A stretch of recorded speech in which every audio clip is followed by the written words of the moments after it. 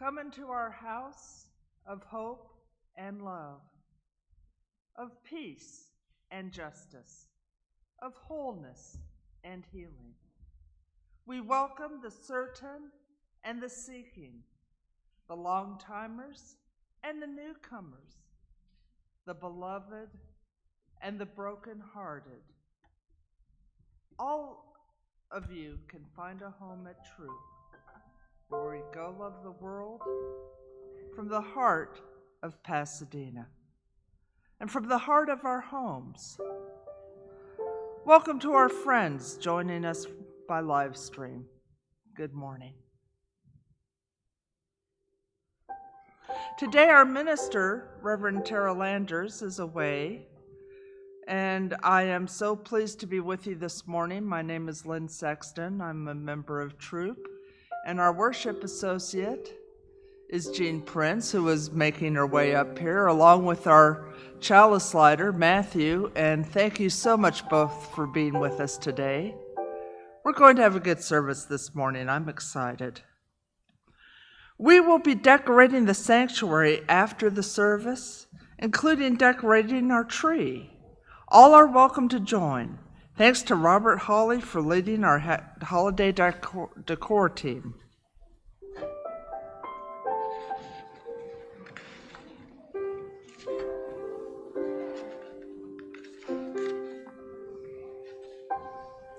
Today is our fourth Sunday sack lunch preparation for Friends Indeed. Please join us after the service in Throop Hall as we pack sack lunches for the street outreach team. This Sunday is our fourth Sunday Share the Plate. Once a month, we share our offering plate with a local community organization that is doing work far and beyond what we can do alone. This month, we are sharing our entire plate with Union Station Homelessness Services.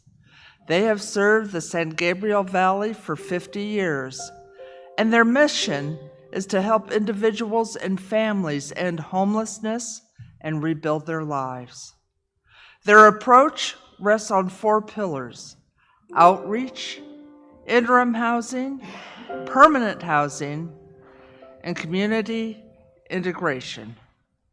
If you intended for your donation today to be part of your pledge, please indicate that on your check or put the offering in a green envelope with your name on it. If you are new to Throop, we would love to stay connected with you. Please fill out an info card found in the pew. If you are online, sign our online guest book.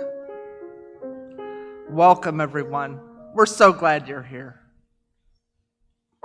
Each one of us is a light in the world. The flame from our chalice symbolizes and reflects that light.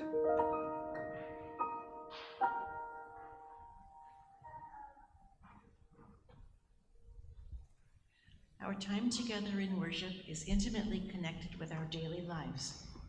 As a symbol of that connection, we light our chalice with love, compassion, and justice. Kindly hear the words of Audette Fulbright Fulson. We inherit this free faith from the brave and gentle. This light we kindle is set in the lamp of our history. We inherit this free faith from the brave and gentle, fierce and outspoken hearts and minds that have come before us. Let us be worthy inheritors of this faith, and through our good works, pass it boldly to a new generation. Okay.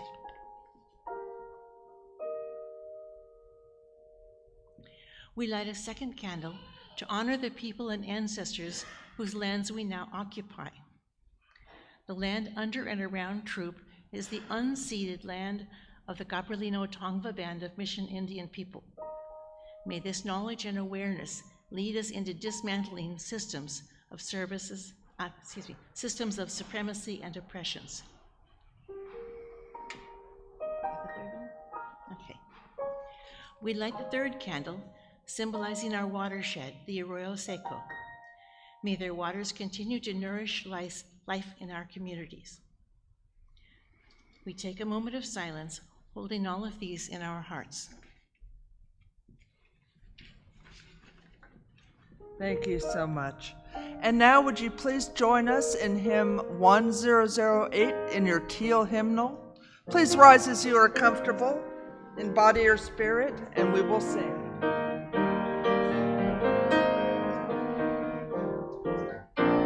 When our heart is in a holy place, when our heart is in a holy place, we are blessed with love and amazing grace. When our heart is in a holy place, and we trust the wisdom in each of us, every color, every creed and kind, and we see our faces in each other's eyes.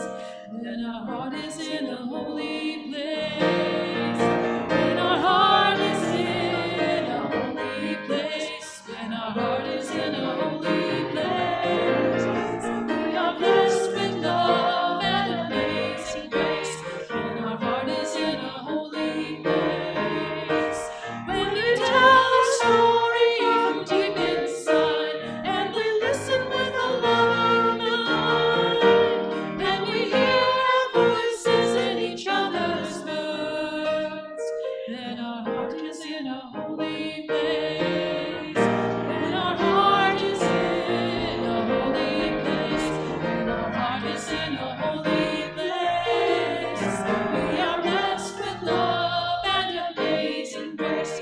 When our heart is in a holy place. Please go ahead and greet one another.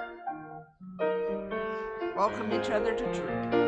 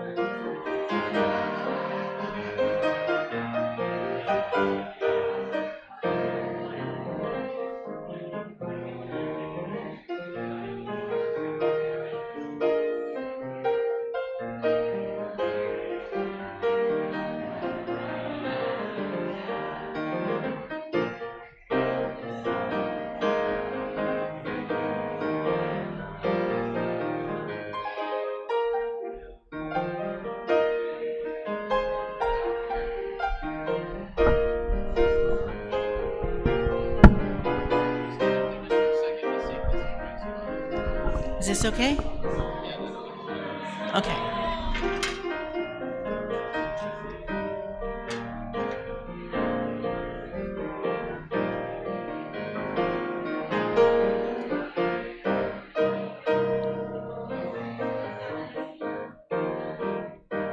When we share the silence of sacred space, and the God of our hearts stirs within, Come on back, guys. and we feel the power of each other's faith, and our heart is in a holy place. And our heart is in a holy place. And our heart is in a holy place. We are blessed with love and amazing grace. And our heart is in a holy place. And our heart is in a holy place. When our heart is in a holy place, we are blessed with love and amazing grace. When our heart is in a holy place, when our heart is in a holy place, when our heart is in a holy place. Oh, that was a good morning, yes.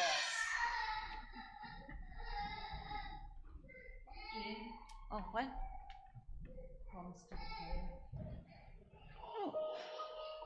Yeah, we did the welcome each other. Sorry. Hi. Please read with me in your order of service the promise to our planet.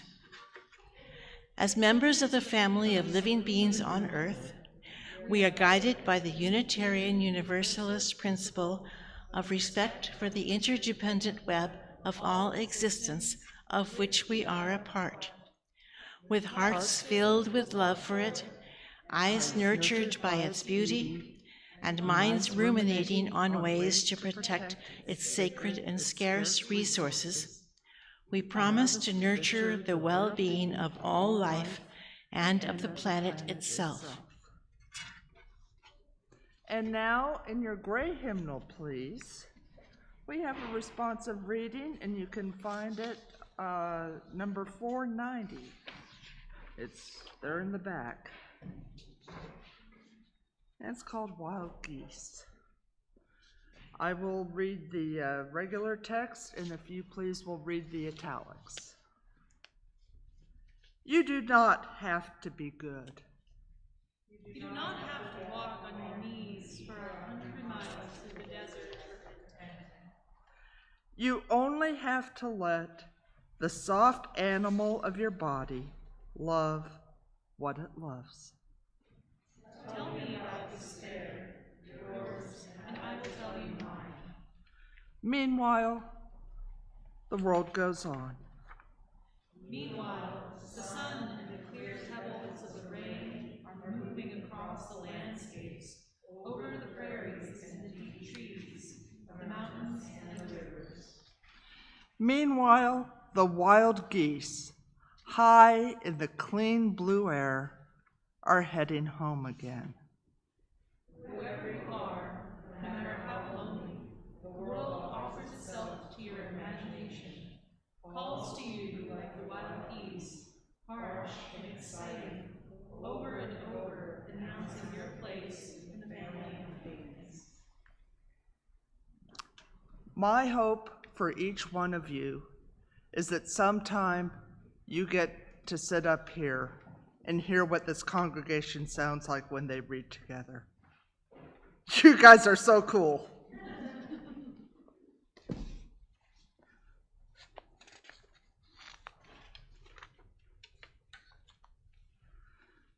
We have a lesson for you this morning, and it's written by Lisa Friedman.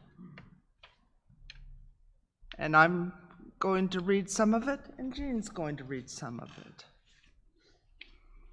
Spirit of life and love, we live in a fragmented world that tempts us to despair. We would put it back together, piece by piece, if it were ours to choose. But sometimes the fragments are enough. In a world of cruelty, There is still power in every act of kindness. in a time of doubt, There is still power in every act of hope. in an age of division, There is still power in every act of unity. may we remember that sometimes the fragments of meaning we make are just the right size to hold in our hands. We will now sing our children out. If you are ready to go to the children's program, the leaders are there to greet you. And let's sing now. The words are in the order of worship.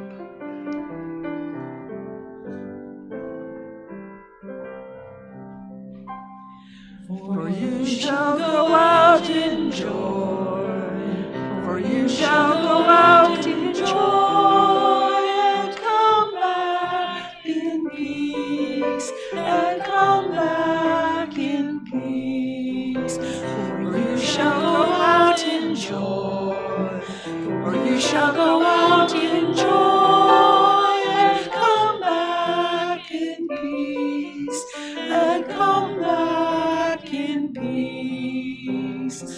Blessed be.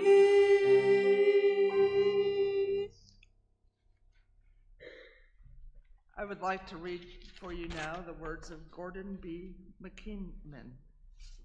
And this reading is sometimes used at ordination services, but it also refers to the ministry that we all do.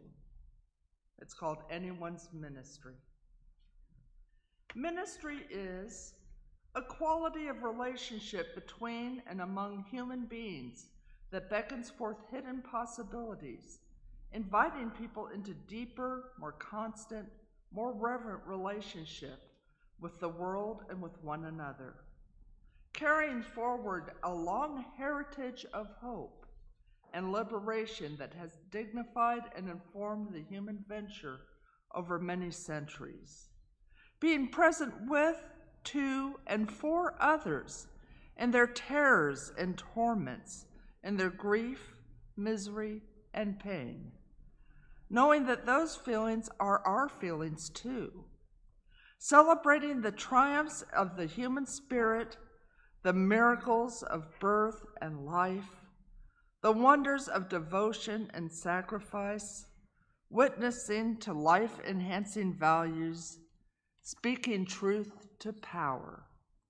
speaking for human dignity and equity, for compassion and aspiration, believing in life in the present of death, struggling for human responsibility against principalities and structures that ignore humanity and become instruments of death.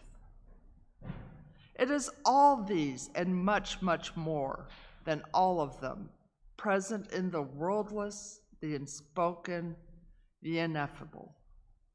It is speaking and living the highest we know and living with the knowledge that it is never as deep or as wide or as high as we wish. Whenever there is a meeting that summons us to our better selves, whenever our lostness is found, our fragments are united, our wounds begin healing, our spines stiffen, and our muscles grow strong for the task, there is ministry.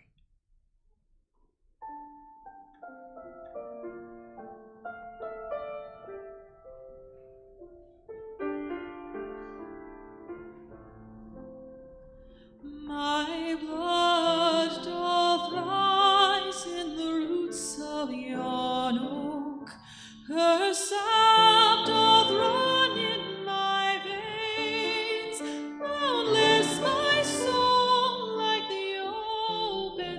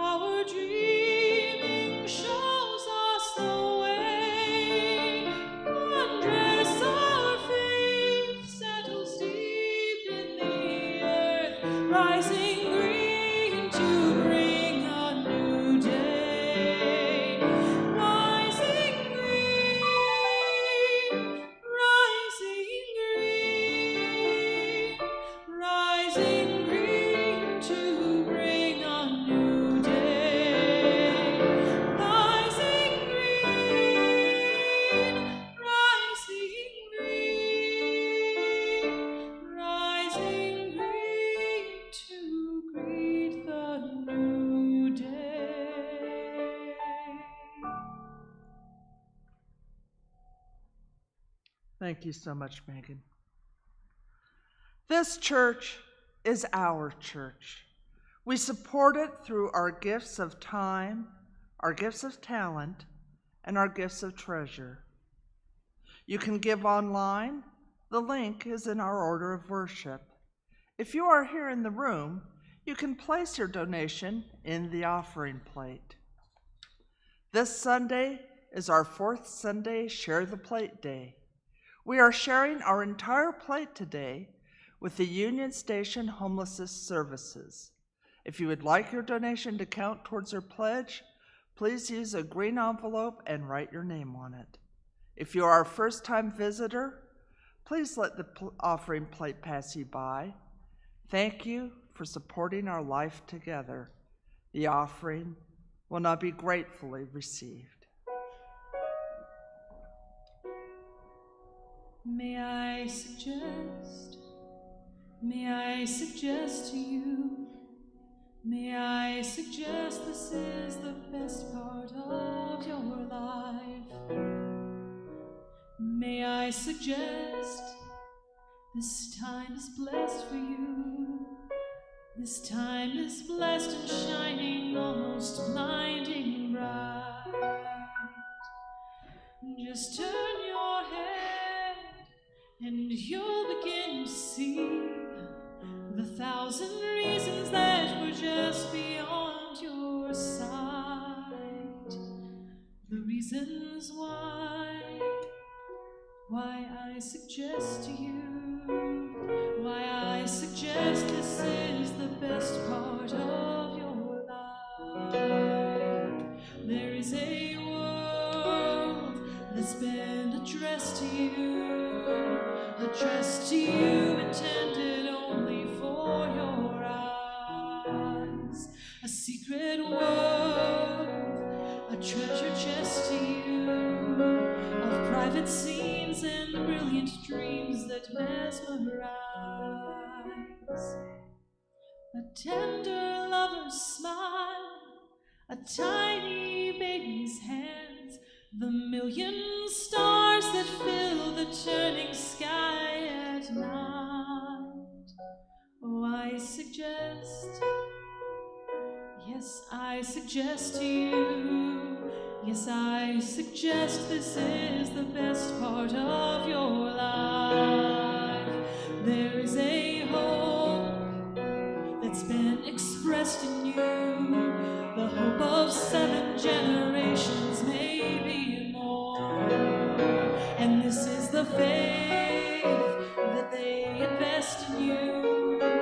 It's that you'll do one better than was done before.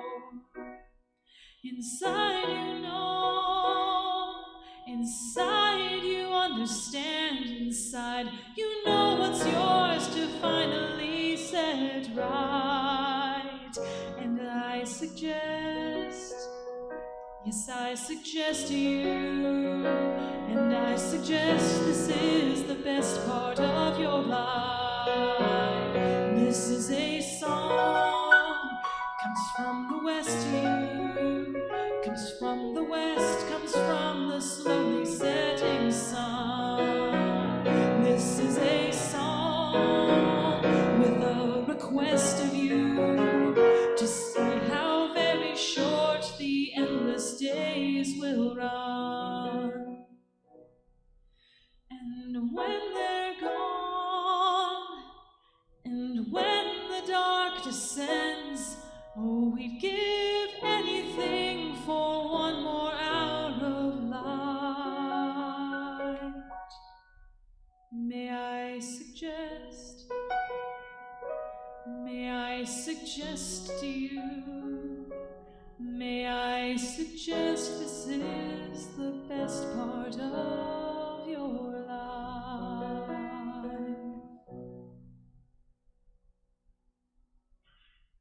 Thank you very much, Megan. In a spirit of gratitude, we lift up our thanks to those who are supporting our worship service today.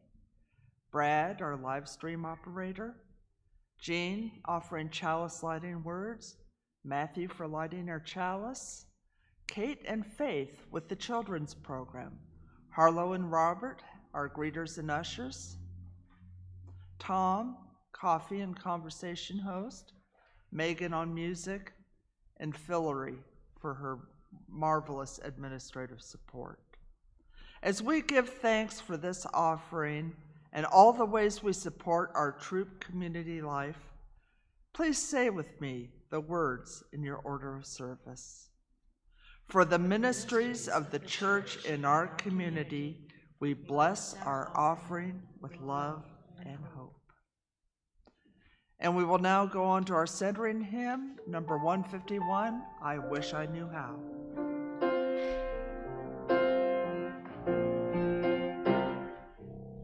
I wish I knew how it would feel to be free. I wish I could break all these chains holding me. I wish I could say all the things I could say. Say loud, say up clear for the whole world to hear. Say loud, say up clear for the whole world to hear. I wish I could share all the love in my heart. I wish all the mountains and valleys apart. I wish you could know what it means to be me. Then see and agree everyone should be free. Then you'd see and agree everyone should be free. I wish I could give all my being to give. I wish I could live like I'm longing to live. I wish I could do all the things I can do. Though I'm way overdue, I'd be starting anew. Though I'm way overdue, I'd be starting anew. I wish I could be like a bird in the sky. I'd take to be if I found I could fly. I'd soar to the sun and look down at the sea. Then I'd sing 'cause I know how it feels to be free. Then I'd sing 'cause I know how it feels to be free.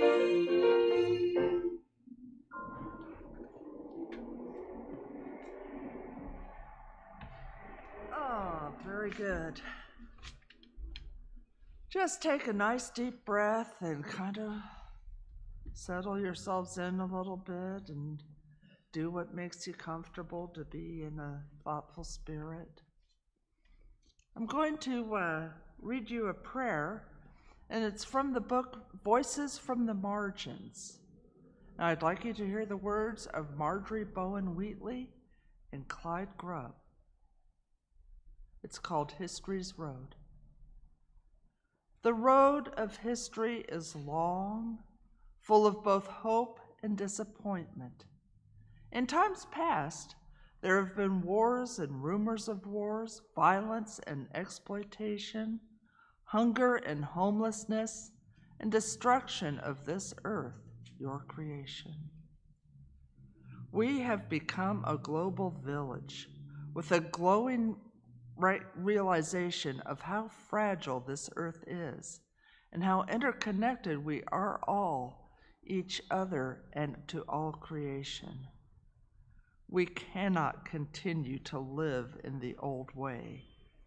We must make a change, see a new way, a way towards peace and justice and a healthy planet.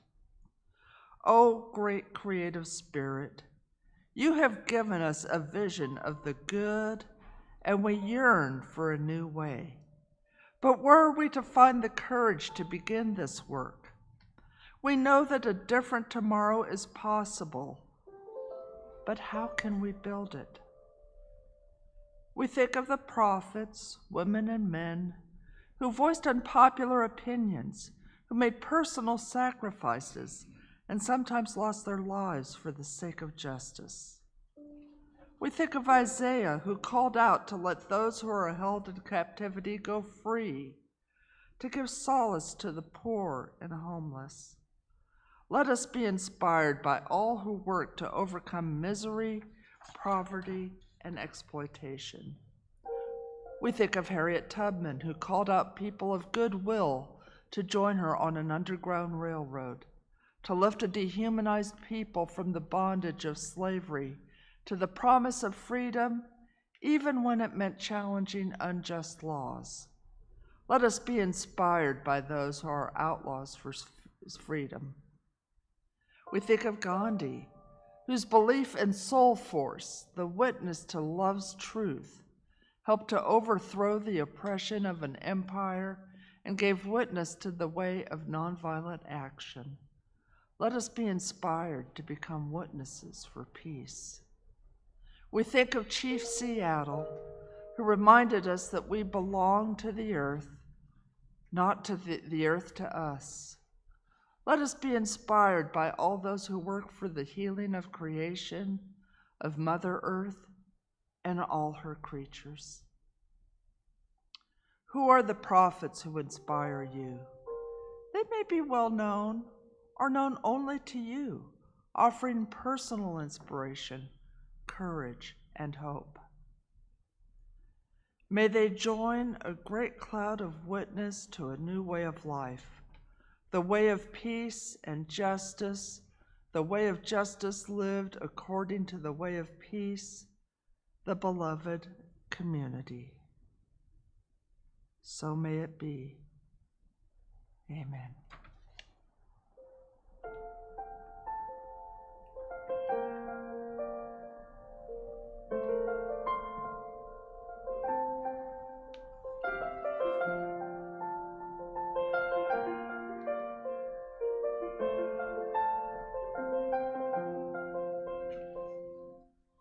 My life flows on in endless song above earth's lamentation. I hear the real, though far off hymn that hails a new creation.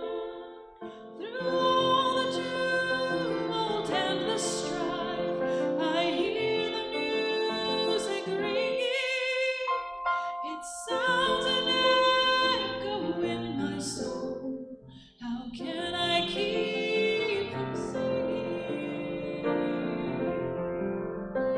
What through the tempest round me roars, I know the truth it liveth. But through the darkness round me close, songs in the night it giveth. No storm can shake my inmost calm, while to that rock I'm clinging. Since love prevails in heaven and earth, how can I keep from singing? When tyrants tremble as they hear the bells of freedom ringing, when friends rejoice both far and near, how can I keep from singing? No prison cell and dungeon vile, nor thoughts to them are winging. When friends my shame are undefiled, how can I keep from singing? When friends my shame are undefiled, how can I keep from singing?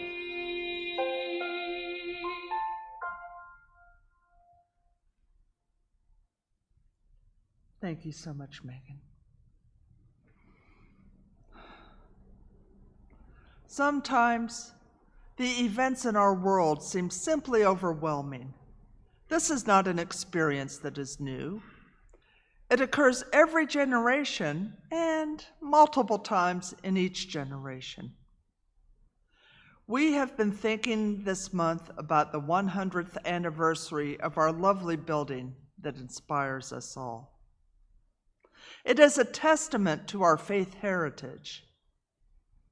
It can be tempting to imagine that everything we have before us fell into place smoothly from concept to plan to reality, with the certainty that the concrete, wood, and glass convey to us. If it was like any congregation I have ever heard of, I knew that could not be the case. Indeed, everything I've learned of our congregation's history confirms it. They were resolute people of faith, and they were accomplished. But they faced difficulties, tragedies, and historical events, as do we all. This is absolutely a house that was built by love, but this house was also built by hope. We are enough, and we can make a way through the realities we face much the same as our ancestors did.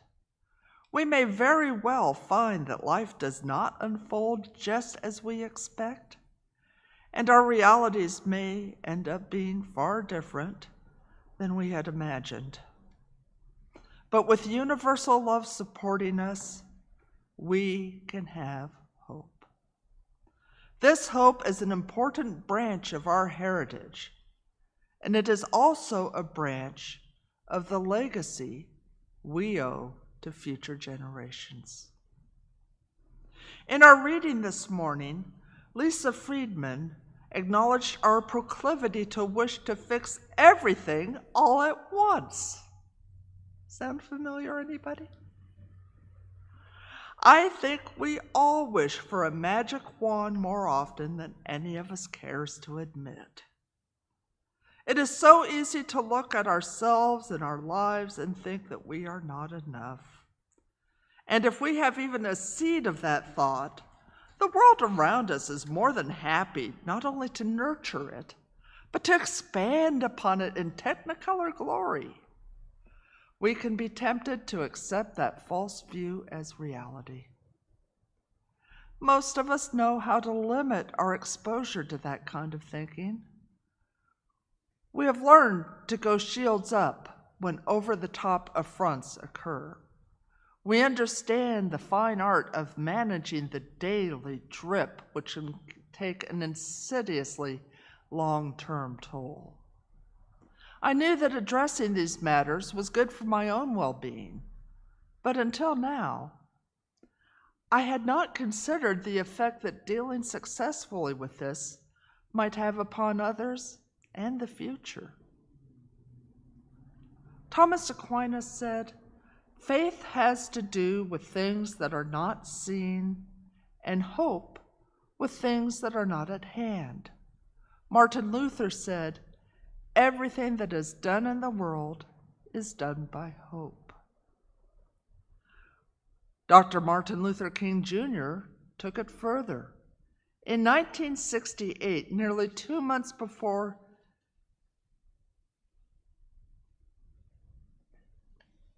his death in Memphis, Dr. King said, "We must accept finite disappointment, but never lose infinite hope."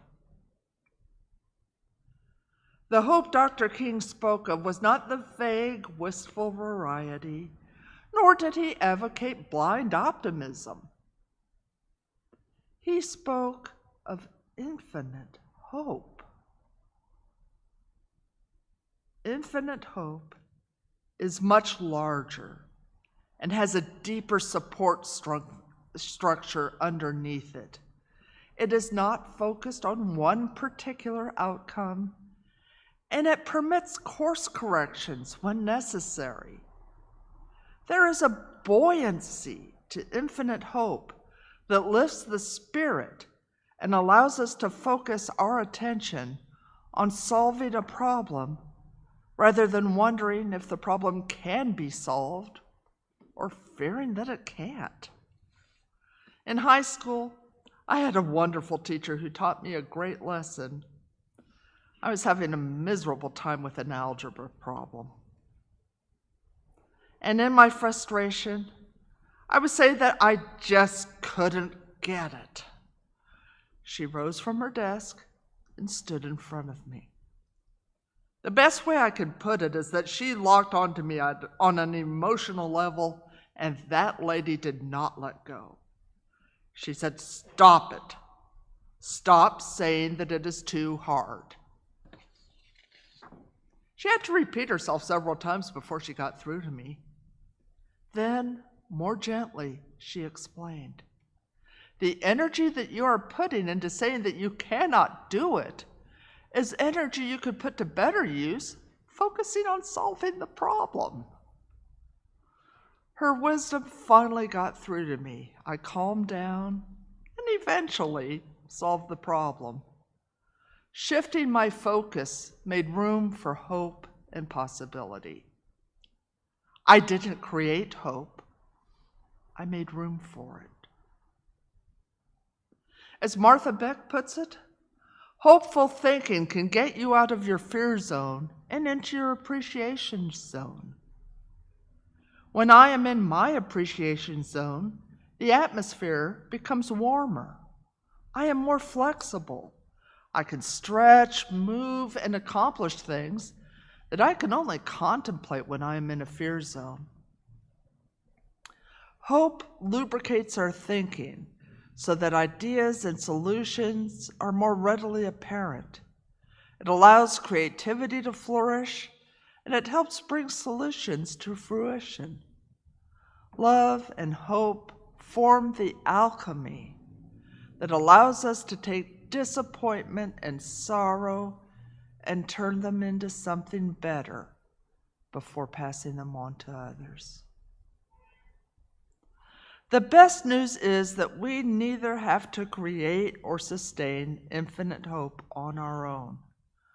Because we have universal love supporting us, we can have infinite hope. Our third principle states that we believe in the acceptance of one another and encouragement to spiritual growth in our congregations. That acceptance and encouragement fosters hope. As the wording suggests, we don't have to do this by ourselves. Our growth and our hope is actually stronger when we join together. When we fashion our hope out of the fragments that each of us brings. Lisa Friedman wrote, "In a world of cruelty, there is still power in every act of kindness. In a time of doubt, there is still power in every act of hope." In an age of division, there is still power in every act of unity. And as Reverend McKeenan wrote, when we minister to one another, fragments are united. As an observer once remarked to me, what we do here at Throop is that we take care of one another. And we do it, often it isn't accomplished by grand acts. It's the weaving together of fragments that fit in our hands that creates our ministry. The love and hope that we bring to one another gives us support to do things that we cannot accomplish alone. The way we lean into universal love will create something greater than ourselves. But it will also be a testament to those who come after us. They will have their own challenges to face. If they look back on our time and see that we were able to carry on our legacy forward as a gift for them, we will add to their hope and inspire them to do yet greater things.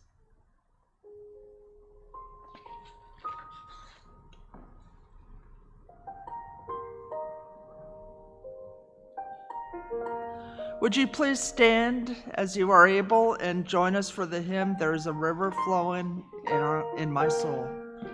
Number 1007 in the Teal Hymnal.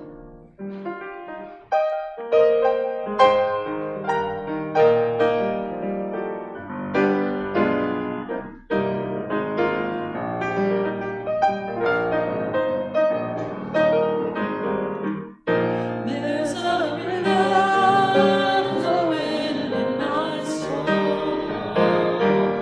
There's a river flowing in my soul, and it's telling me that I'm somebody. There's a river flowing in my soul. There's a river flowing in my heart. There's a river flowing in my heart, and it's telling me that I'm somebody. There's a river flowing in my heart. There's a river flowing in my mind. There's a river flowing in my mind, and it's telling me that I'm somebody. There's a river flowing in my mind. There's a river in my soul. There's a river flowing in my soul. There's a river flowing in my soul, and it's telling me that I'm somebody. There's a river flowing. There's a river flowing. There's a river flowing in my soul. All right, please stay standing for the benediction.